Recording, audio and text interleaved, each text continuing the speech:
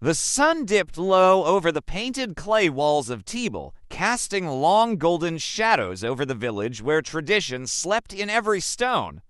Awa, a young widow wrapped in a faded indigo wrapper, moved silently through her small compound, her son Kofi playing near the foot of a baobab tree. Since the death of her husband 2 years ago in a militia ambush, Awa had become both protector and provider, the whisper of her name stirring pity and suspicion in equal measure. That evening, thunder rolled far in the distance, a storm brewing as though summoned by fate. Awa heard a strange rustle near the bushes. She grabbed a wooden pestle and crept forward. There, under the thick leaves, lay a man bruised, bleeding, unconscious. His uniform was torn, his dog tags missing. She hesitated. He could be a criminal or worse, a spy. But the widow in her recognized pain. She dragged him into her home, cleaned his wounds, and tended to his fever. The stranger stirred by candlelight and whispered only one word, Issa. Days passed. Awa kept the man hidden. The village elders warned of military patrols and militia raids, and rumors of rebellion haunted the wines. Issa, as he called himself, recovered slowly, always quiet, always watchful. He never asked questions, but listened intently. Awa noticed the way he mapped the village with his eyes, how his fingers instinctively reached for weapons that weren't there. Her instinct screamed soldier, but his pain, his silence, made her believe there was more. Suspicion grew when Adama, the chief's arrogant son, saw Issa from a distance. He had once wanted Awa for himself. Now, jealous and bitter, he threatened to report her for hiding a stranger. The danger multiplied, but Awa stood her ground. Awa's nights were haunted by the screams of her dead husband, a man who was once a rebel, then forced to join a militia. She had never loved him, only endured him. When he died, so did her freedom and her peace. Issa began to talk in fragments, mentions of betrayal, a failed ambush, comrades who turned on him. He trusted her enough to cry in silence one night, his eyes dark with rage. I saw my brothers die not from enemy fire, but from betrayal within. Awa wanted to ask more, but the less she knew, the safer she'd be. Yet the bond grew, and so did the village's suspicion. One evening, Awa revealed the truth. Her late husband had forced her into marriage when she was just 16. He used her family's debts as leverage. She endured years of violence until his death gave her solitude at the cost of her dignity in the eyes of the village.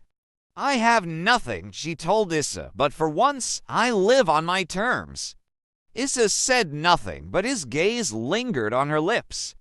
The next day, he began helping with the farm, teaching her son how to make slings. He never crossed boundaries, but he never left her side. In Ouagadougou, the capital simmered with unrest. News of a missing officer sent shockwaves through military ranks. General Bako, a ruthless power broker, ordered an internal manhunt.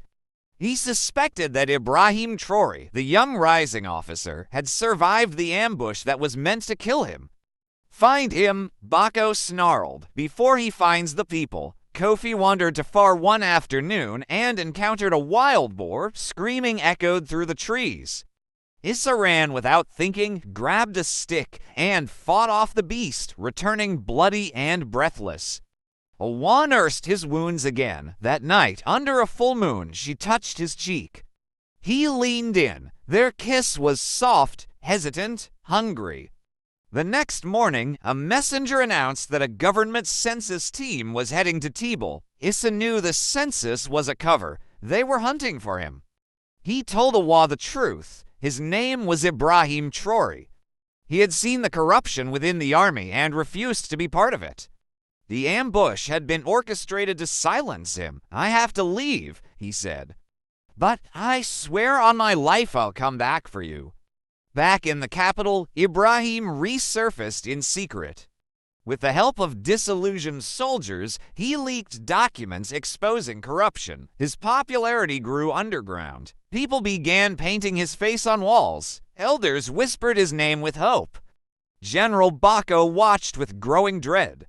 When soldiers loyal to Ibrahim seized a radio station and broadcast a message to the people, the nation erupted in support.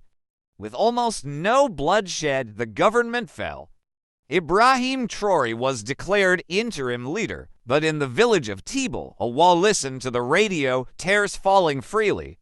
"I knew he would change everything," she whispered.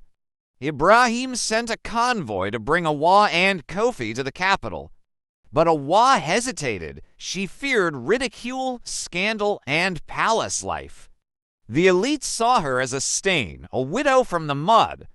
Adama, now emboldened by political allies, plotted revenge.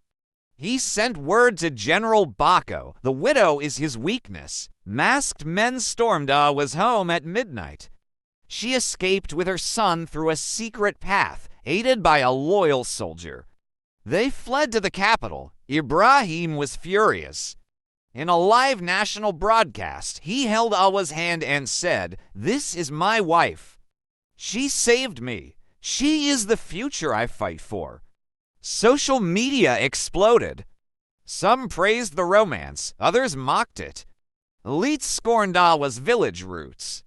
Hate mail and threats poured in, but she held her head high. She began outreach for widows and orphans, trying to stay away from palace drama, but danger lurked within. During a charity event, Awa collapsed. Poison. Doctors worked through the night. The trail led to someone in her inner circle planted by General Bako. Ibrahim doubled security. Trust became a rare currency in the palace. While recovering, Awa found a box under Ibrahim's bed, letters he had written but never sent. Pages filled with doubt, longing, pain. She read each one, tears soaking the ink. She saw not just a leader, but a man at war with himself. A trusted advisor attempted a palace coup. Ibrahim was nearly assassinated.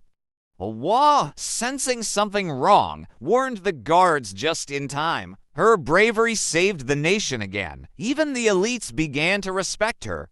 Awa admitted she once considered leaving. The pressure, the judgment, it almost broke her. They fought, screamed, then embraced.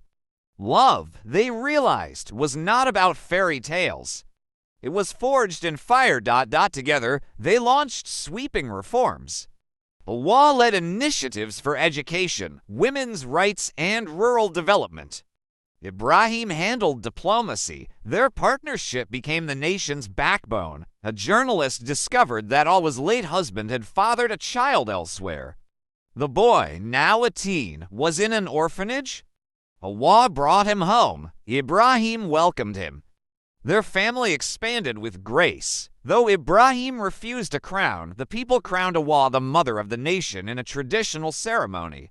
Dancers sang her name. Her journey from village widow to national matriarch became legend.